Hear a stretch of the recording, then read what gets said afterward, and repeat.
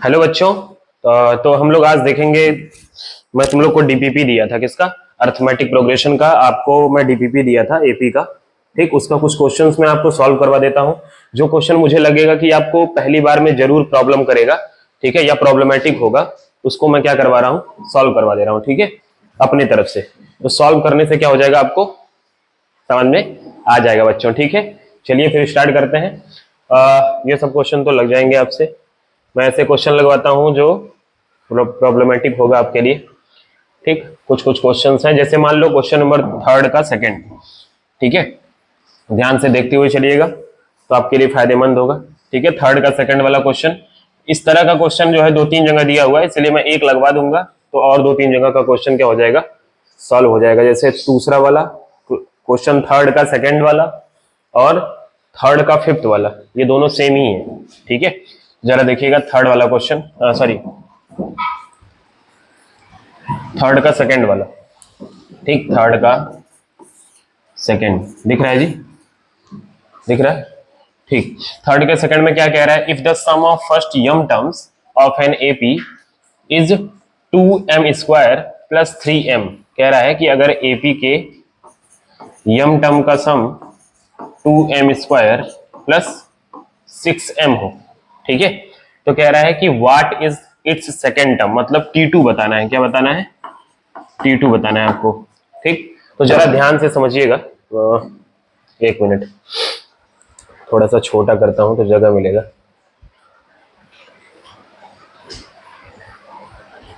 कि उस पे चलूं, बोर्ड पे चलता हूं।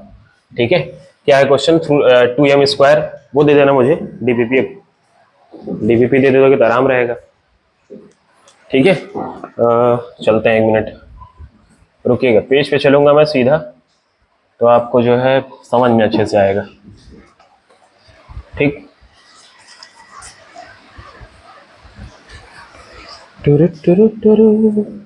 सब लोग देखते चलिएगा, बहुत अच्छे तरीके से समझेगा। हाँ, एक वीडियो और मैं आज डालूंगा कि क्लास 10th में कैसे पढ़ाई करनी है हम लोग को बोर्ड्स के लिए। ठीक है, तो उसको भी देखिएगा और ये वीडियो भी पूरा आप लोग क्या करेंगे, देखेंगे। ठीक है, ठीक, चलिए स्टार्ट करते हैं। क्वेश्चन नंबर थर्ड का सेकंड वाला। ठीक, इसमें क्या कह रहा है कि एस एम दिया हुआ है कितना, 2m² प्लस 3m, ये देके रखा है। ठीक, और आपसे पूछ क्या रहा है, ध्यान से देखिएगा। आपसे पूछ रहा है कि इसका सेकंड टर्म बताओ। क्या बताओ? सेकंड टर्म मतलब T2 बताओ। तो मैं आप लोग को कल समझा रहा था कि कभी भी SM दिया हो, SM, जैसे मान लो कहीं पे AP देके रखा है 1 2 3 4 5, ये AP है। ठीक, तो अगर कहीं पे लिखा हुआ है S1, तो इसका मतलब होगा कि एक टर्म का सम, किसी एपी के एक टर्म का सम, और एक टर्म का सम का मतलब कुछ होता नहीं है, इसी को हम पहला टर्म भी बोलते हैं, ए बोल देते हैं या T1 बोल देते हैं। मतलब S1 का मतलब कुछ और नहीं होता, T1 ही होता है। ठीक, अगर मैं आपसे S2 कहूं, तो S2 का मतलब होता है दो टर्म का सम। तो दो टर्म को ऐड कर लो, दोनों को ऐड करोगे 2 और 1 कितना आ जाएगा, 3। ठीक, तो अगर मैं आपसे कहूं कि सेकंड टर्म कैसे निकलेगा, तो तुमको दिख रहा होगा कि अगर सर सेकंड टर्म निकालना है तो दो टर्म के सम में से एक टर्म का सम माइनस कर दो। ठीक है ना? ठीक है, ये समझ में आ रहा होगा आपको। मतलब यहां से अगर एक स्टैंडर्ड फार्मूला बनाया जाए तो हो जाएगा Tn। अगर आपको निकालना है Tn, तो आप Tn में Sn में से Sn में से Sn-1 माइनस कर दो। ठीक है, अब आपको कुछ भी निकालना हो, मान लो आपको T5 निकालना हो, ठीक, तो आप क्या करो, S5 में से S4 माइनस कर दो। ये साफ साफ दिख रहा है भाई। अगर आपको 5 टर्म का सम पता है और 4 टर्म का सम पता है, ठीक है, तो उसमें से अगर मैं 4 टर्म के सम को माइनस करूंगा तो 5वां वाला टर्म आ जाएगा। ये नॉर्मल सी बात है, समझने वाली। ठीक है ना? तो ये आपको इस पूरे कॉन्सेप्ट से समझना है कि क्या Tn की वैल्यू कैसे निकलेगी, T2 की वैल्यू कैसे निकलेगी, S2 माइनस S1 करके। ठीक है ना? मतलब जो हमको T2 निकालना है वो कैसे निकलेगा, S2 माइनस S1 करके। ठीक है ना? तो हम यहां से S2 निकाल लें, S1 S2, एक बार 1 रख दो m की जगह पे, तो 2 इंटू 1 का होल स्क्वायर और प्लस 3 इंटू 1। ठीक है, फिर 2 इंटू 1, ये स्क्वायर है, माइनस नहीं है, ध्यान देना। ठीक है, प्लस हो जाएगा 3 1 जा 3, और 3 और 2 कितना हो जाएगा, 5। ठीक है, इसी तरह S2 निकाल लो, तो यहां रख दोगे तो 2 जा 4, 2 जा 8 हो जाएगा, और 3 2 जा 6। ठीक है, तो हो जाएगा 14। ठीक है। फिर T2 बराबर क्या आ जाएगा आपका S2 माइनस S1, मतलब 14 में से क्या चला जाएगा 5, आपका आ जाएगा 7। समझ में आया? ठीक है, कह रहा है 9, आपको घटाने नहीं आता है। ठीक, 9 आ गया, ये समझ में आया आपको? ठीक, चलिए अच्छा अगला क्वेश्चन देखते हैं। अगला क्वेश्चन हम लोग देखेंगे, देखिएगा अगला क्वेश्चन, चलते हैं आगे बढ़ते हैं। ठीक, इसी तरह सेम टू सेम आपका लग जाएगा वो वाला पछवा वाला। ठीक, फिर कह रहा है, ये सब क्वेश्चन आसान है। ये देखो कभी कभी क्वेश्चंस में जो है ना लैंग्वेज का खेल होता है। लैंग्वेज के खेल का मतलब जैसे क्वेश्चन नंबर 5 देखो जरा, क्वेश्चन नंबर 5। ठीक, कह रहा find the numbers of terms of AP. ठीक है, कह रहा find the number of terms of AP 54, 51, 50, 48 so that their sum is 513। मतलब वो तुमसे ये पूछना चाह रहा है कि इस एपी के कितने टर्म का सम 515 है। इस एपी के क्वेश्चंस में यही पहचानना सबसे कठिन काम होता है कि क्या पूछ रहा है और क्या गिवन है। ठीक है ना, तो सबसे पहला टास्क तो यही होता है कि ये क्या दिया हुआ है। तो कह रहा है दैट देयर सम इज इतना, मतलब वो कह रहा है कि SN आपको गिवन है 513, ठीक है ना, और आप बताओ n कितना होगा, मतलब कितने लोगों को जोड़ने पर 513 आ रहा है। ठीक है ना, ये नाम होता है, SN का मतलब होता है नाम। ठीक है ना, ये कितने लोगों को जोड़ने पे जो आ रहा है उसका नाम है ये 513। ठीक, और कितने लोगों को जोड़ने पे आ रहा है 513, वो है तुम्हारा नंबर ऑफ टर्म्स। ठीक है, और आपको दिख रहा होगा A पता है, D पता है, कॉमन डिफरेंस। ठीक, तो आप SN का फार्मूला, दो फार्मूला आपको SN का लिखवाया गया था, n/2 2a plus n-1 into D, और दूसरा लिखवाया गया था SN equal to n/2 a plus l। ठीक है ना, ये दो फार्मूला आपको क्या कराया गया था, लिखवाया गया था। ठीक, चलिए आगे बढ़ते हैं। ठीक है, और भी अच्छे अच्छे क्वेश्चन देखा जाए थोड़ा सा। एक रेशियो वाला क्वेश्चन था बड़ा अच्छा। ठीक है, 4n² 16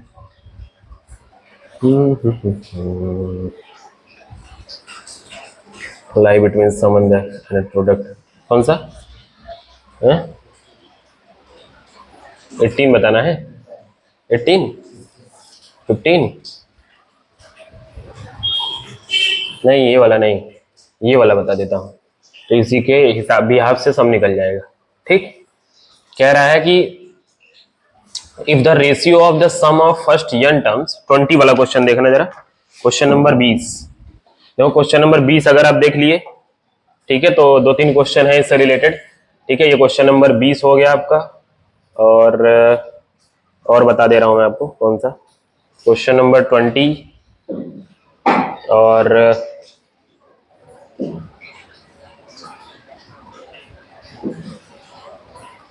क्वेश्चन नंबर 34। ठीक है, उसके बाद ऐसे करके 3-4 क्वेश्चन है सेम ही चीज से, सेम ही कॉन्सेप्ट। ये देखो ये भी है 32, 34 और कौन सा था जी 20, क्वेश्चन नंबर 20। ठीक है, तो चलिए बोर्ड पे चलते हैं और वहां से देखते हैं क्या कह रहा है। ये क्वेश्चन नंबर 20 आपसे कह रहा है, क्वेश्चन नंबर 20 देखिएगा, क्वेश्चन नंबर 20 क्या कह रहा है। ये 20 जो है वो सेकंड वाले पेज पे है। ठीक है, डीपीपी के सेकंड वाले पेज पे नहीं है, नहीं थर्ड वाले पेज पे है, हाँ थर्ड वाले पेज पे है। ठीक, तो उस पे देखिएगा क्या दिया है, क्वेश्चन नंबर 20 दिया हुआ है कि if the ratio of the sum of first n terms, कह रहा है कि फर्स्ट n, दो एपी दिए गए हैं। ठीक है, और दोनों के n वें टर्म का रेशियो दिया हुआ है। ठीक, n वें टर्म के सम का रेशियो दिया हुआ है 7n+1 अपॉन 4n + 27। ठीक है, ये दे के रखा है और आपसे ये पूछ रहा है कि यम टर्म का सम बताओ। यम टर्म मतलब इसका यमवा टर्म और दूसरे वाले एपी का भी यमवा टर्म का सम बताओ। तो यमवे टर्म के सम के हिसाब से क्या लिखोगे आप, a + m-1 into D upon, इसको a1 और a1 बोल देते हैं, इसको a1 डैश m-1 और d1 डैश। ठीक है ना, तो ये बताओ इसके हिसाब से अगर मैं लिखूं, इसके हिसाब से, ठीक, SN के हिसाब से हो जाएगा n/2 2a1 + n-1 into d1। ठीक, और इसके दूसरे वाले के हिसाब से हो जाएगा n/2 2a1 dash + n-1 into d1 dash. ठीक है, इक्वल टू ये दिया हुआ है 7n+1 4n+, अब देखो यहाँ पे मेन बात ये है ना कि जब तक हम इस चीज को इससे रिलेट नहीं करेंगे तब तक हमारा आंसर नहीं आएगा। ठीक, यहाँ पे यम में आंसर आएगा क्योंकि यमो टर्म पूछा, यहाँ यन में दिया हुआ था। ठीक, तो कहीं ना कहीं हमको रिलेशन ही निकालो, ये कट जाएगा, यहाँ हो जाएगा 2a plus n-1 into d1 और 2a1 dash plus n-1 into d1 dash बराबर 7n plus 1 upon 4n plus 27। ठीक है, अब इस चीज को और इस चीज को कोरिलेट तब कर सकते हैं जब इधर वाली चीज इधर वाले के क्या हो बराबर। और बराबर करने के लिए आपको दिख रहा होगा कि यहाँ a का कोफिशिएंट a1 का कोफिशिएंट क्या है 1 है यहाँ पे, और यहाँ पे 2 है, तो पहले 2 से डिवाइड करो। इसमें 2 से डिवाइड करोगे तो हो जाएगा, इधर ऊपर नीचे दोनों डिवाइड करना है, तो यहाँ डिवाइड करोगे तो 2 से 2 कट जाएगा, बचेगा a1 प्लस यहाँ डिवाइड करोगे तो हो जाएगा n-1/2 d1 अपॉन यहाँ डिवाइड करोगे तो हो जाएगा a1 dash plus n-1/2 d1 dash equal to कुछ नहीं, ऐसे रहने दो। इसका अगर मैं इससे कंपेयर करूं तो आप देखोगे सब चीजें सेम है, केवल m-1 की जगह पे क्या लिखा है यहाँ पे n-1/2। तो हम कंपेयर करके सब्स्टिट्यूट कर लेंगे, क्या इधर दिख रहा है। ठीक, तो हो जाएगा n-1/2 इक्वल टू m-1। ठीक है, क्रॉस मल्टीप्लाई कर देना तो n-1 इक्वल टू हो जाएगा 2m-2। तो यहां से अगर n की वैल्यू निकाली जाए, n की वैल्यू क्यों निकाली जा रही है, क्योंकि यही दिया है। इसी n में मैं m के टर्म में अगर वैल्यू पुट कर दूंगा, ठीक, तो क्या आ जाएगा, क्या आ जाएगा, यहाँ पे देखना m हो जाएगा 2m और ये +1 इधर चला गया तो -1, मतलब n की जगह पे क्या लिख देंगे इसमें 2m-1, तो आंसर आ जाएगा तुम्हारा। इसमें रख दो n की जगह पे 2m-1 2m-1 + 1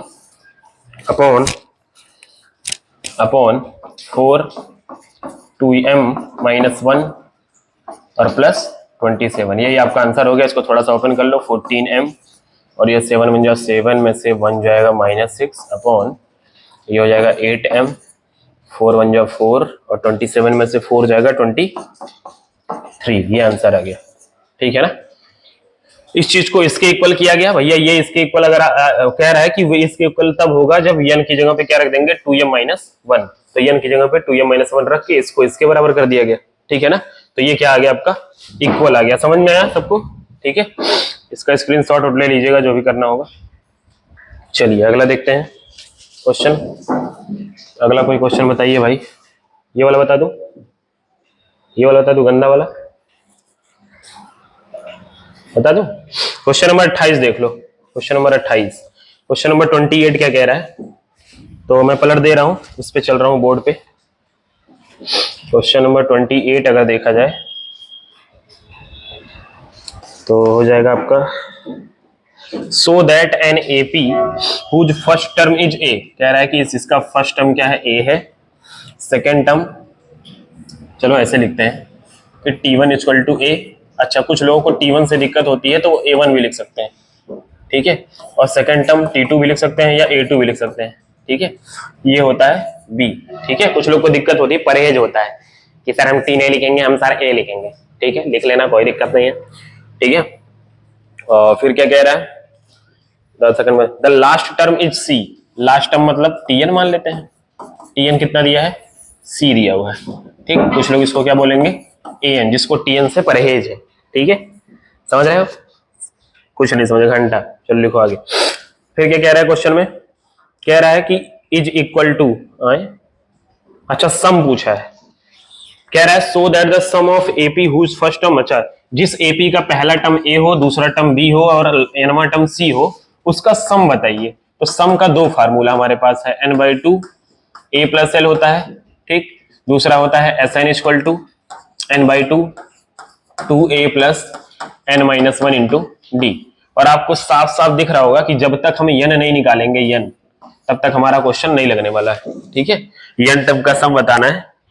ठीक, कहां गया,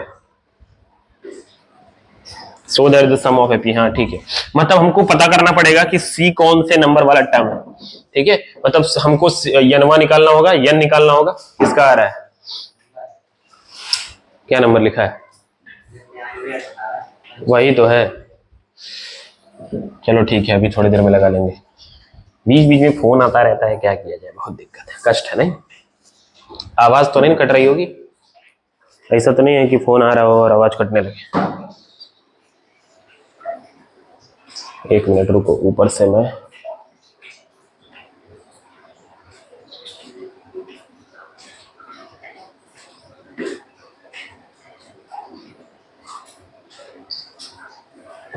कुछ ज्यादा ही फोन नहीं आ जाता। ठीक, ये हो गया। तो यहां से आ गया तुम्हारा ये पूरा तामझाम।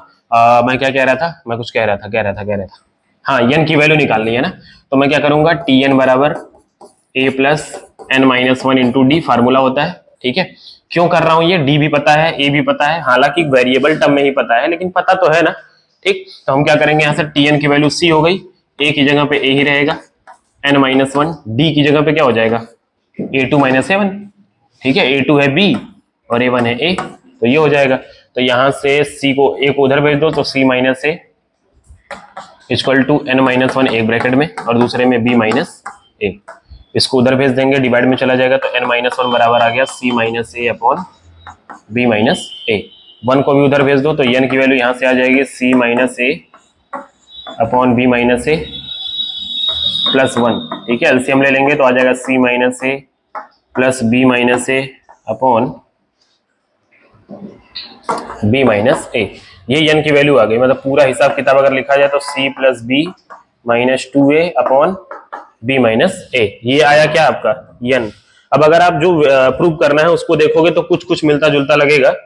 ठीक है, तो इसलिए आपको अच्छा लगना शुरू हो जाना चाहिए क्या, कि एन हमारे पास निकल के आ गया है c plus b minus two a upon b minus a, ये एन आया है। देखो प्रोसेस वही है करने का, जैसे अगर नंबर में होता ना, अभी अगर नंबर्स में होता, नंबर्स में तो भी आप ऐसे ही प्रोसेस में करते क्या, कि भैया एसएन आपसे पूछा है तो आपको याद होगा एसएन जब पूछता था एन निकालते थे पहले, नंबर ऑफ टर्म्स। ठीक है, उसके लिए आपको टीएन वाला फार्मूला लगाना होता था, वहां पे नंबर देता था, 2 है, 4 है, 5 है, कॉमन डिफरेंस 3 है। ठीक है, तो वहां दिक्कत नहीं होती थी। यहां अगर आपको वेरिएबल दिखता है तो आप गड़बड़ा जाते हो। ठीक है, तो थोड़ा सा समझते हुए चलिएगा। इसको थोड़ा सा छोटा करके मैं किनारे करता हूं।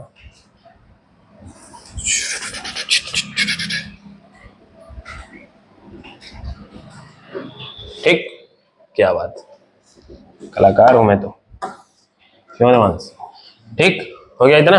अब चलते हैं एसएन वाला फार्मूला, कौन सा लगा दे, यल पता है ना हमको, ये भी ये वाला लगा देते हैं। जब यल और ये पता है तो कहीं दूसरे फार्मूले पे जाए। एसएन बराबर हो जाएगा एन बाई टू, एन क्या आया था, ये गंदा सा प्यारा सा c plus b minus two a by b minus a आया था, और टू यहाँ पे लिखा है, ये टू लिख देते हैं, और ये हो जाएगा ए प्लस एल मतलब सी। देखो यही प्रूव करना है क्या, देखो यही प्रूव करना है। हाँ ठीक है, यही है, यही आपको क्या करना था, प्रूव करना था। समझ में आया कि नहीं है, बताओ समझ में आ गया। पहले क्या करेंगे भैया, जो गिवन है उसको लिख लेंगे। a1 पहला टर्म दिया था लिख लिया, दूसरा टर्म दिया था लिख लिया, n1 टर्म दिया था लिख लिया। ठीक है, n1 टर्म दिया था लेकिन n नहीं पता था कौन सा वाला टर्म से, कौन सा वाला टर्म है ये वाला टर्म है, इतना बढ़िया टर्म है, देख रहे हो। ठीक, चलिए और बढ़ते हैं और क्वेश्चन कुछ ट्राई करते हैं। और बताइए भाई कोई क्वेश्चन। ये देखिए रेशियो वाला उसी से हो जाएगा जो बताया था अभी अभी में। ठीक है,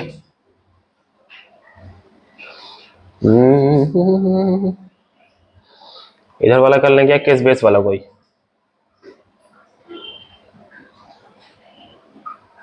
कितना क्वेश्चन लगवाया, कितना देर हुआ, बाप रे बड़ा टाइम लगा दिया भाई क्वेश्चन लगाने में। एसर्शन रीजन थोड़ा सा बता दूं, देखो कई लोग को एसर्शन रीजन में प्रॉब्लम होती है, तो मैं एसर्शन रीजन थोड़ा सा डिस्कस कर दे रहा हूँ। ठीक है, कई लोग उसी में कंफ्यूज रहते हैं बहुत ज्यादा, तो एक बार देख लीजिएगा। जिसको कंफ्यूजन होती है एसर्शन रीजन में वो जरूर देख लेंगे एसर्शन रीजन वाला। ठीक है ना, देखो यहाँ पे क्या कह रहा है, कह रहा है assertion reason type question, in the following questions a statement of assertion A is allowed by allowed वाला followed by statement of reason R, mark the correct choice. कह रहा है कि असर्शन दिया हुआ है, रीजन दिया हुआ है। ठीक है, तो इसमें 2-3 आंसर दिया होगा, असर्शन दिया होगा, रीजन दिया होगा। असर्शन सही होगा या तो रीजन सही होगा, या तो असर्शन गलत होगा रीजन भी गलत होगा, या तो असर्शन सही होगा रीजन भी सही होगा, और रीजन असर्शन का करेक्ट एक्सप्लेनेशन होगा। जैसे जैसे मान लो क्वेश्चन दिया है पहला वाला, कह रहा है कि sum of the first 10 terms of the arithmetic progression इतना। तो जरा देखते हैं, जरा देख लेते हैं क्या है। कह रहा है कि वो गोली कैसे बना है पहले से,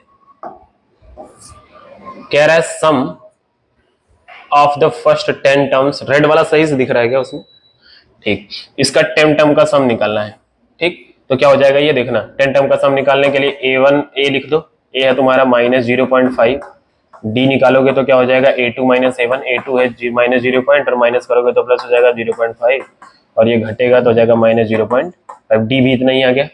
तो हम फार्मूला लगाएंगे SN = ठीक है 10 टर्म्स का बोला है तो 10/2 2A, A की वैल्यू 0 - 0.5, 2A + n-1 मतलब 9 हो जाएगा और D का मतलब -0.5, ठीक।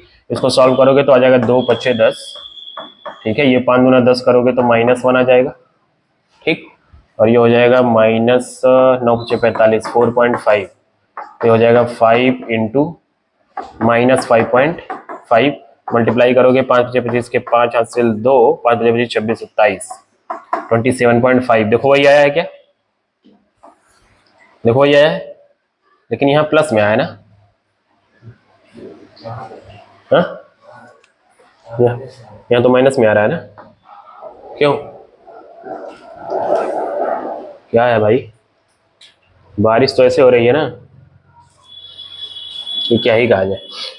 A = है 0.5, एक बार और चेक कर लेते हैं। D है तुम्हारा A2 में से A1 माइनस कर देंगे तो जुड़ जाएगा, ये हो जाएगा -0.5, ठीक है, बधाई हो, ठीक। यहाँ पे लिखेंगे n/2 2A, 2A का मतलब 2 × 0.-0.5 और प्लस n-1 × D, n-1 हो जाएगा तुम्हारा 9, ठीक है, और D का मतलब -0.5, 9 × 5 = 45, -4.5 और ये 5 × 10 -1 हाँ सही है, यही आएगा। तो यहाँ पे प्लस में दिया हुआ है, ठीक है, ठीक, लेकिन सम की बात हो रहा है, ठीक है, कोई दिक्कत नहीं है, ठीक है। तो यहाँ पे क्या हो जाएगा देखना है, असर्शन क्या हो जाएगा आपका, रॉन्ग हो जाएगा ना, असर्शन क्या हो जाएगा, रॉन्ग, मतलब असर्शन जो है फॉल्स है, क्या दिया है इसमें, ट्रू और फॉल्स ना, तो ये फॉल्स है, ठीक। रीजन में क्या दिया, sum of first n terms of AP is given by SN = n/2 2A + n-1 × D where A is first term and D is common difference. ये बताओ, यही तो फार्मूला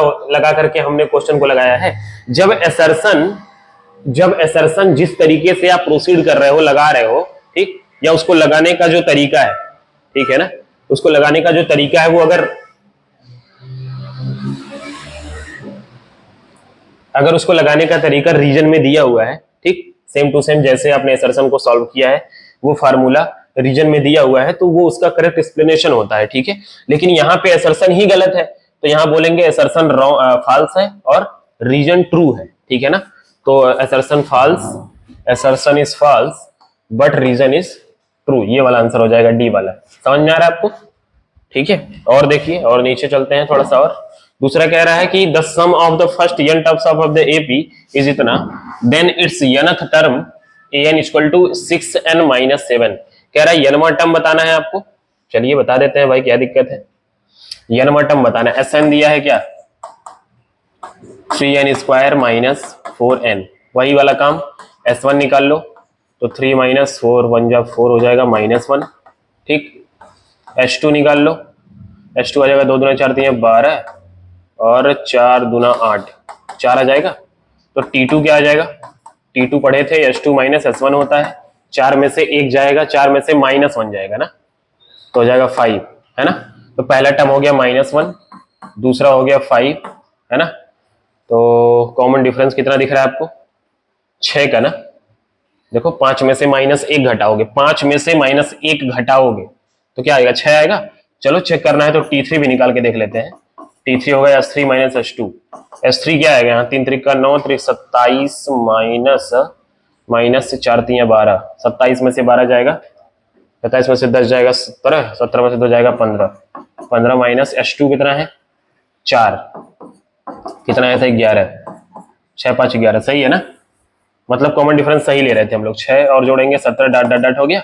इसका nवां टर्म पूछा है तो nवां टर्म का फार्मूला लगा दो, Tn बराबर क्या हो जाएगा, या कुछ लोग के हिसाब से An, जो इसमें दिया हुआ है, देखो ज्यादातर जगह पे An भी मिलता है, ठीक। तो An बराबर हो जाएगा, Tn इसलिए बोलता हूं ना, टर्म, T से टर्म होता है, T से वो होता है तो इसलिए ले जाता है। तो A + n - 1, A + 6n-1 और d हो जाएगा 6, तो हो जाएगा -1 प्लस 6n और -6, तो हो जाएगा 6n-7। सही है, सही है ना? असर्शन क्या हो गया? सही। रीजन कह रहा है n terms of an AP whose sum of n terms Sn बराबर, देखो यही फार्मूला हमने लगाया है कि नहीं? देखो यही फार्मूला लगाया है कि नहीं? Tn निकालने के लिए H2 - S1 लगाया है। देखो यहाँ पे अगर मैं A2 लिख दूं n की जगह पे, तो A2 निकालने के लिए H2 - S1 वाला फार्मूला लगाया है, ठीक है ना? तो इसका मतलब जो रीजन दिया हुआ है ना, वो करेक्ट एक्सप्लेनेशन है किसका? असर्शन का। मतलब जो हम असर्शन लगाने का जो प्रोसेस था उसकी, उसमें जो है हमने रीजन की मदद ली है, जो इसमें रीजन दिया है उसी के फार्मूले के तरीके से हमने क्या किया, इसको सॉल्व किया है, इसलिए रीजन भी क्या है? सही है और करेक्ट एक्सप्लेनेशन है, ठीक है ना? तो इसका आंसर हो जाएगा कौन सा? इसका आंसर हो जाएगा आपका पहला वाला, ठीक है? कह रहा है कि assertion A, both assertion reason are true and reason are a correct explanation of. समझ में आ रहा है कि नहीं आपको? ठीक है, ये बहुत ही प्यारा क्वेश्चन है सब, ठीक। और देखते हैं, और कोई क्वेश्चन बताओ भाई। और देख लें, और किसी को कोई डाउट हो तो बताओ। कैसे बताओगे लेकिन हम लोग लाइव तो है नहीं, ठीक है? अपने हिसाब से ही लगवा रहा था मैं, ठीक, जो मुझे समझ में आ रहा था। सम ऑफ फर्स्ट 3 नंबर से 18 इस तरह का क्वेश्चन तो बताया गया। तो 25 जरा देख लो एक बार, 25 वाले तरीके का क्वेश्चन देख लो। कह रहा है कि the sum of the first 3 numbers is in AP is an AP in an AP is 18 and the product of the first and the third term is 5 times the common difference, find the 3 numbers. अब आपको याद होगा मैं बोला था कि कभी भी एपी में 3 नंबर अगर मानना हो तो a - d मानते हैं, a मानते हैं और a + d मानते हैं, ठीक है? इसका फायदा क्या है? देखो पहला वाला कंडीशन जो दिया यही फायदा है इसका। क्या कह रहा है? तीनों का सम कितना है? 18 है। कितना है? तो यहां से तुम्हारा a निकल जाएगा। क्यों? d से d क्या हो जाता है? कट जाता है। तो 3a = 18, तो a बराबर यहां से क्या आ जाएगा? सीधा सीधा 6, ठीक है ना? तो a अगर 6 आ गया तो सीधे सीधे यहां से आपका काम हो गया। कहां गया, कहां गया, कहां गया, कहां गया, ये आ गया, ठीक। फिर कह रहा है if the product of the first and third term, कह रहा है product of first and third term, इसको थोड़ा सा छोटू करते हैं। Product of first and third term, छोटा हो जा भाई। चलो, product of first and third term, question नीचे हो गया, ऊपर हो गया। कौन सा क्वेश्चन था भाई? हाँ 21 था, ठीक है? 21 वाला क्वेश्चन था। कह रहा है फर्स्ट एंड थर्ड टर्म, कह रहा है product of first and third term, कहां गया? फिर गायब हो गया। हाँ यहाँ है, the product of first and third term is 5 times the common difference. कह रहा है product of first and third, first term क्या था? a - d और थर्ड टर्म क्या था? a + d ना, ठीक। ये कितना दिया? इधर दिख रहा है देवांश, ठीक। ये कितना दिया हुआ है? 5 टाइम्स द कॉमन डिफरेंस, मतलब 5d के बराबर है। इसको सॉल्व कर लेते हैं। तो यहां से बताओ a² - d² होगा, ये हो जाएगा 5d, ठीक। a² क्या हो जाएगा? ये वैल्यू आ चुकी है 36 माइनस d² बराबर 5d। यहां से फार्मूला वो का वो बन जाएगा, क्या नाम है? क्वाड्रेटिक। ये हो जाएगा 9 - 4 करके कर लोगे, डी 2 वैल्यू आ जाएगी, ठीक है? समझ में आ रहा है कि नहीं? ठीक है, तो इस तरीके से क्वेश्चन आपका क्या होगा? सॉल्व होगा, ठीक। मैं कुछ लगवा दिया हूं, कुछ और भी नहीं आ रहा होगा तो आप लोग ग्रुप में बता दीजिएगा, कोचिंग वाले, ठीक। ठीक है, बाकी जो है बस इतना ही अभी के लिए, ठीक। बाद में देखा जाएगा। कौन सा वाला देवान है? 32 कौन सा वाला? 30वां ही? अच्छा 30वां पूछ रहे हो? चलो अच्छा, एक बार 30वां देख लेते हैं भाई। देवांश जी क्वेश्चन पूछ रहे हैं, चलिए उनका डाउट बता के फिर कहानी खत्म करते हैं। आज एक वीडियो और पड़ेगा कि कैसे हम लोग बोर्ड के लिए स्टार्ट करें, ठीक। जो लोग स्टार्ट किए हैं उनका भी ठीक है, नहीं जो स्टार्ट किया है उसके लिए भी, ठीक। क्वेश्चन नंबर 30 देख लो एक बार। कह रहा है कि if m times the mth term, कह रहा है m times mth term equal to n times nth term, ठीक है ना। कह रहा है कि यम टर्म का यम गुना और यनवे टर्म का यन गुना एक दूसरे के इक्वल है। तो कह रहा है कि प्रूव करिए सो दैट जो tm + n होगा वो किसके बराबर होगा? जीरो के, ठीक है। तो कुछ करना नहीं है तुमको, वो अपने आप सेट हो जाएगा, तुम इसको ओपन करो बस। तो यहाँ हो जाएगा m, टी एम का मतलब क्या हो जाएगा, a plus m minus one into D, ठीक है। एक ही एपी की बात भी हो रही है तो a और d तो सेम ही होगा, n times a plus n minus one into D, ठीक। ओपन करो, M A plus M square D minus M D minus, इसको भी उधर ले जा रहा हूं, एन ए फिर माइनस एन स्क्वायर डी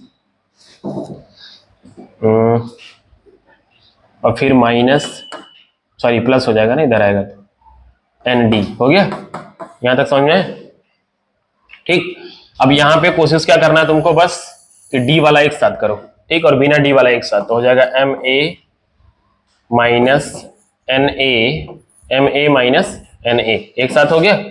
और बाकी बचा हुआ एक साथ कर लो, तो हो जाएगा plus M square minus N square, ठीक है। इसको एक साथ रहने दे रहा हूं, डी कॉमन ले लिया, ठीक, स्क्वायर स्क्वायर वाला एक साथ कर लिया, और बिना स्क्वायर वाला एक साथ कर लेता हूं, क्या हो जाएगा इसमें, माइनस डी कॉमन ले लेता हूं, ठीक।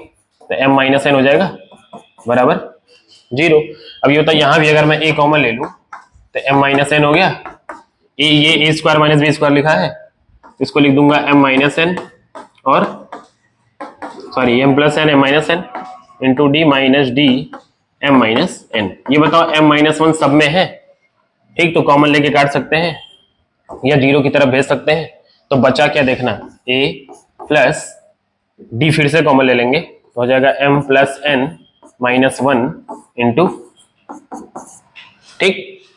तो ये नवा टर्म कैसे लिखते हो, a plus N minus one into D लिखते हो, तो ये कौन सा वाला टर्म होगा, इसका मतलब ये जो लिखा है वो यही लिखा हुआ है, लिखा कि नहीं। इसका मतलब ये प्रूफ हो गया कि टी एम प्लस एनवा टर्म क्या होगा, जीरो के बराबर। इस तरह का क्वेश्चन आता है, बहुत प्यारा होता है, ठीक है। चलिए इसको स्क्रीनशॉट अपना ले लीजिएगा, देखिएगा, ठीक बच्चों।